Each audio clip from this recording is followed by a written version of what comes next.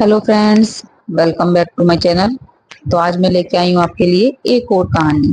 कहानी का नाम है संदूक का राज। 20 साल से तीन बेटे और उनकी पत्नियां माँ की सेवा कर रहे हैं संदूक के लिए। एक दिन जब माँ ने संदूक खोला तो सबकी आंखें फटी रह गईं।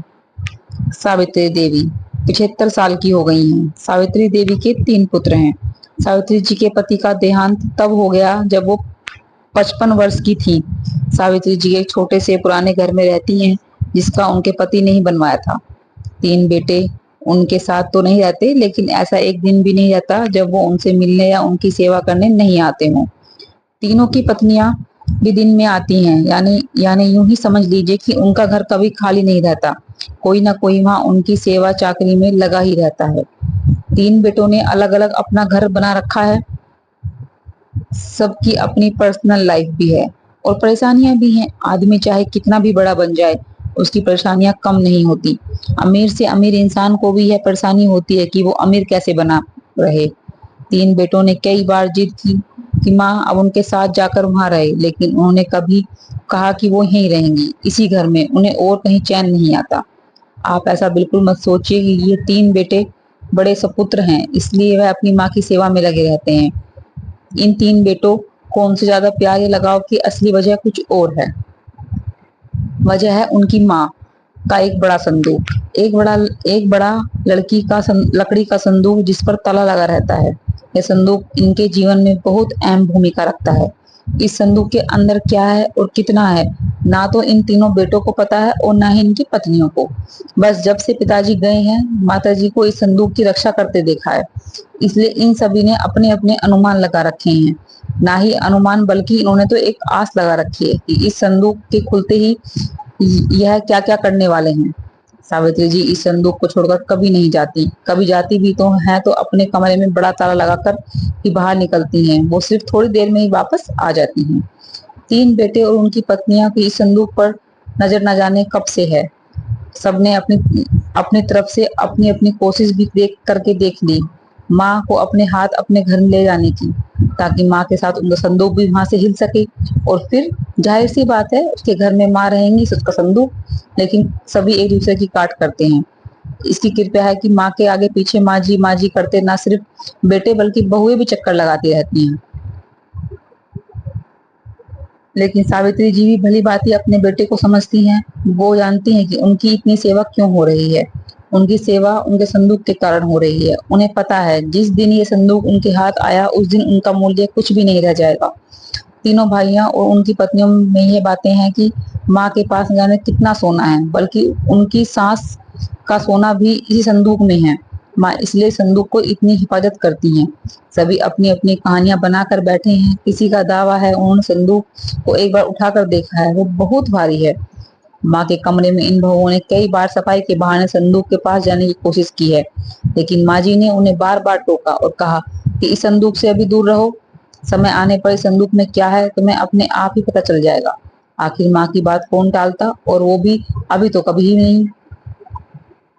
बस उस समय के इंतजार में यहाँ सब माँ का अच्छा बेटा और अच्छी बहू बनने की कोशिश कर रहे हैं। रात में कोई ना कोई माँ के घर में जरूर रुकता है, लेकिन माँ जी उसे अपने कमरे में नहीं सुन देती थी। इस तरह सावित्री जी ने इस संदूक के सारे 20 साल निकाल दिए। एक दिन माँ जी की तबीयत खराब हो गई। अक्सर जब तबीयत बिगड़ जाया करती थी तब उनके बेटे उन्हें अस्पताल ले जाने को कहते थे, लेकिन वो उसके लिए भी राजी नहीं होती थी। वो कहती थी कि डॉक्टर को यहीं बुलवा लो। उनके बेटे ऐसा ही करते थे। इस बार जब उनकी तबीयत खराब हुई तो डॉक्टर ने कहा कि उन्हें अस्पताल में एडमिट करना होगा, वरना उनकी हालत खराब हो सकती है। और फिर उम्र भी बढ़ती जा रही है, आखिर कब तक यह शरीर साथ देगा। डॉक्टर ने यह जवाब देने पर तीनों भाइयों को दुख से ज्यादा उत्साह दिखाई दिया। उनकी पत्नियों की आंखों में चमक साफ दिखाई दे रही थी। सावित्री ने उन्हें कमरे के बाहर खुसफुस करते सुना। तीनों इस बात पर चर्चा कर रहे थे कि माँ के जाने के बाद संदूक में जो है वो आपस में बांटा जाएगा, सबको बराबर बराबर मिलेगा। सावित्री जी ने भी यह सुना तो उनको अंदाजा लग गया कि अब समय हो गया है इन सबको यह बताने का कि आखिर इस संदूक में क्या है। उन्हें आवाज लगाकर तीनों बेटों और बहुओं को अंदर बुलाया।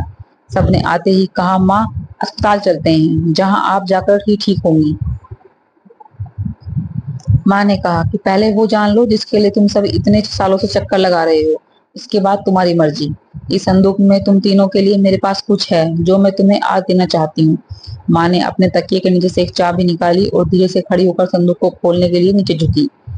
वहां खड़े सभी बेटों और बहुओं की धड़कनें तेज थीं। आज उनके बरसों का इंतजार खत्म हो रहा था। माँ ने संदूक खोला। संदूक में 3 अलग-अलग कपड़े में लपटे कर कुछ रखा हुआ था। सबकी आंखें बड़ी आश्चर्य के साथ उस संदूक की ओर ही थीं। माँ ने कपड़े में लपेटा हुआ सामान आकर उठाने को कहा।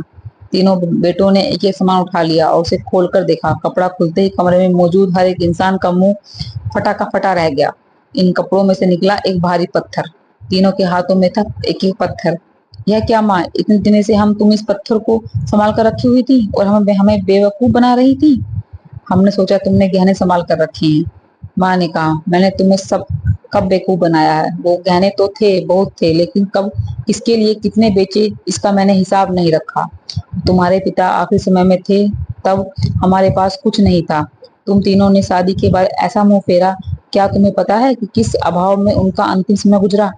पर उस समय भी उन्होंने तुम्हें कुछ नहीं कहा।